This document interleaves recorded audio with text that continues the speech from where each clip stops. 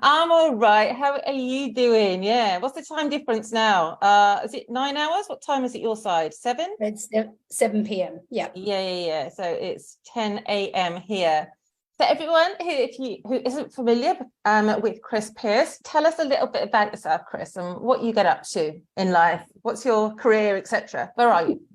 Okay, so I have just recently relocated to Queensland in Australia, but originate from Melbourne, and that's kind of where my extended family and my employers are located in terms of epilepsy. But personally, I am in the epilepsy world because I am first and foremost the parent of a now young adult with a rare complex epilepsy called SCN2A. Had a very rough start to life with lots of uncontrolled seizures, life-threatening episodes, lots of emergency dashes, and he sort of over about the space of about 10 years, his seizures became controlled. He's still on 2 medications. We've got them for the first time on the weekend. First time ever. Got what? Pills or? Yeah, we went home for a couple of days and we've got the tablets, so that was a little bit hair raising. Because we weren't able to get them. So, but he survived, which is great. As in he didn't have any episodes or anything. Yeah. So yeah, so he's doing well. He's medically stable, but still faces the challenges of the comorbidities of SCN2A on a daily, hourly, minutely basis. His life, that's him. Yeah. But has a certain level of quality of life and loves the things he is passionate about, and he keeps us on our toes.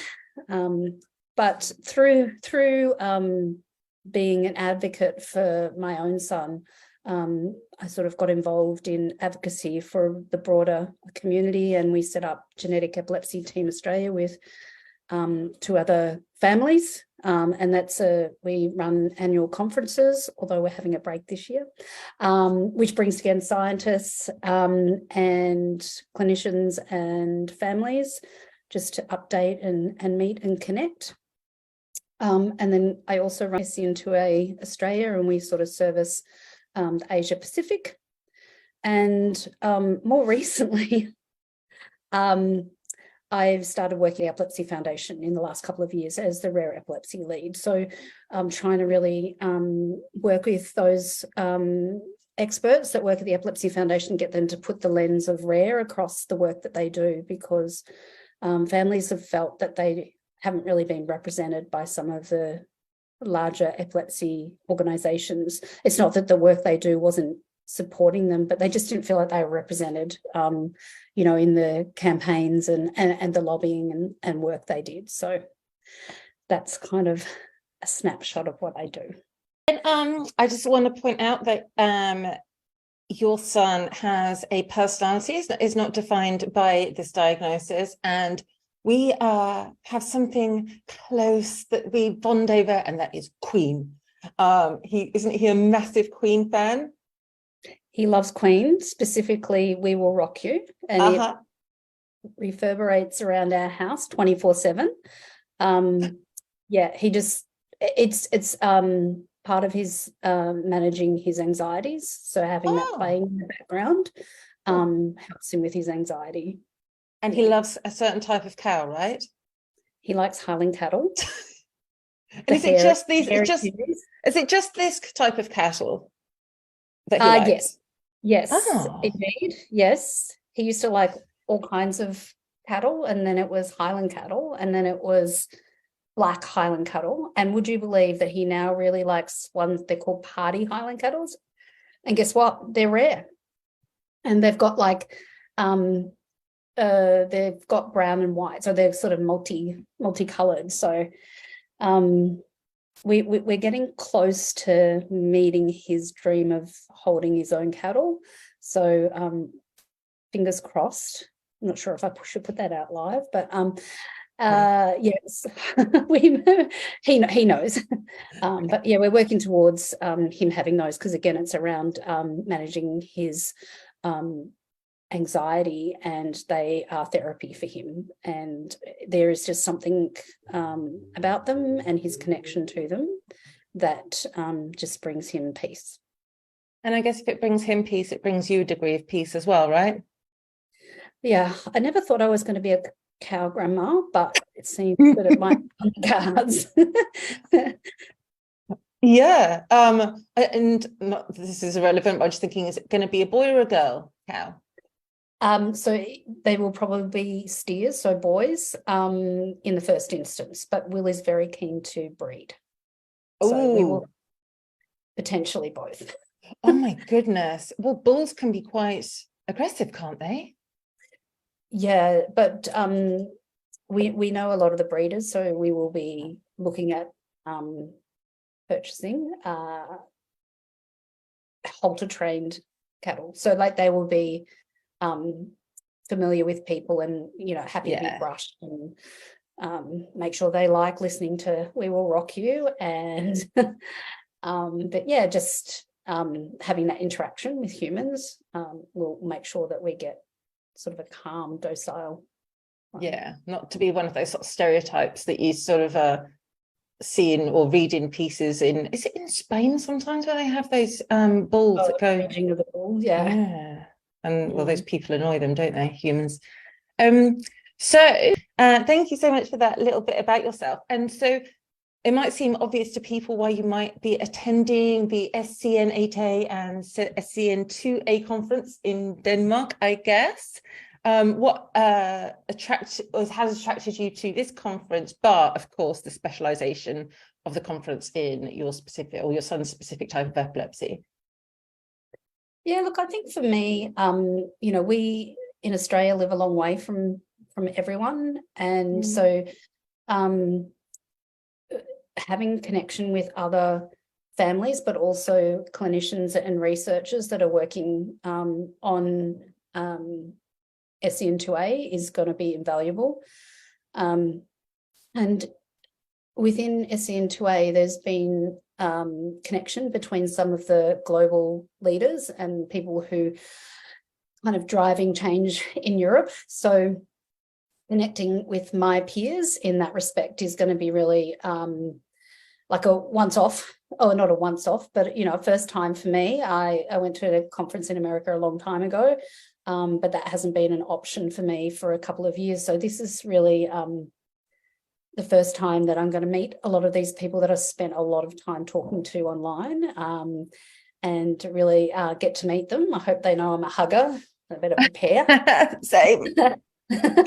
Warn in advance, yeah. Yeah.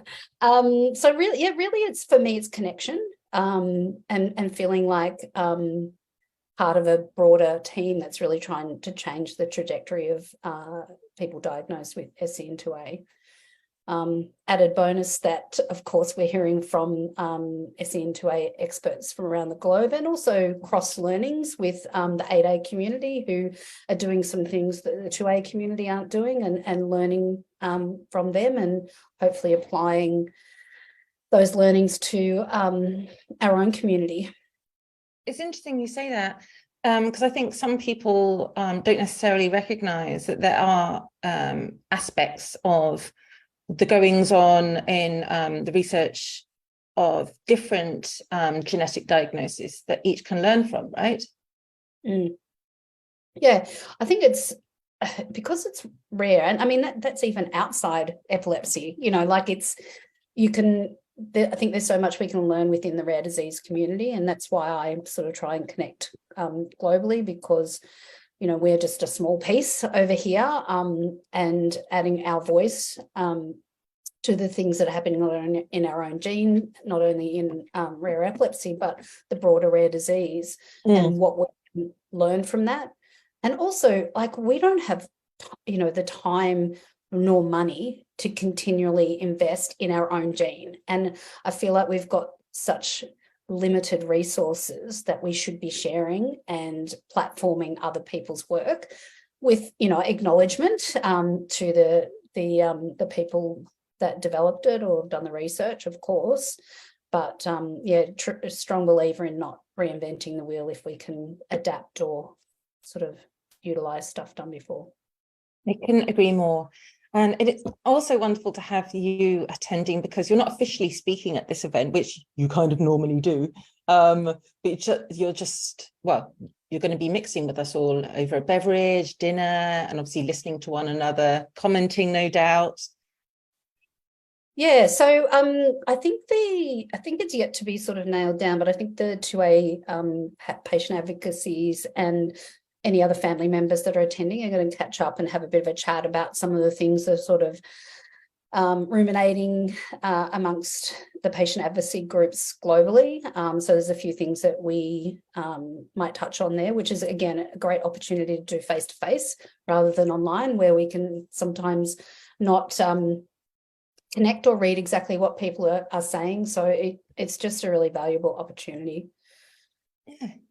Cool. Well, thank you so much for telling us a little bit about you and yourself, rather, and why you're joining this conference. It's going to be so lush, because aren't we a perfect example? We feel like we really know each other, but we've never like touched. You're real.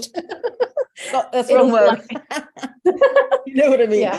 Anyway, yeah. So if anybody is interested in learning more about your organizations, what URL should they check out? So head to SCN2A Australia.org.